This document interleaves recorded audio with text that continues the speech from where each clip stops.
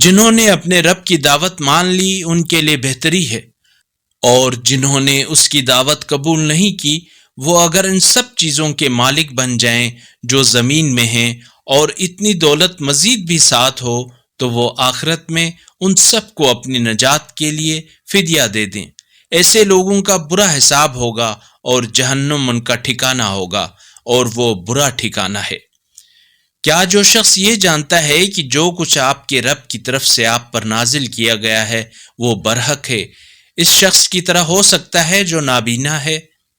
نصیحت تو بس عقل والے ہی قبول کرتے ہیں، جو اللہ کے عہد کو پورا کرتے ہیں اور پیمان کو نہیں توڑتے۔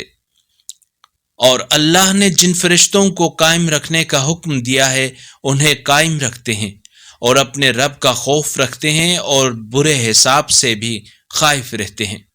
اگر اس قرآنی کلپ نے آپ کے دل کو چھو لیا ہے تو براہ کرم چینل کو سبسکرائب کر لیجئے اور بیل آئیکن کو دبا دیجئے۔ اللہ نور السماوات والارض، اللہ آسمانوں اور زمین کا نور ہے۔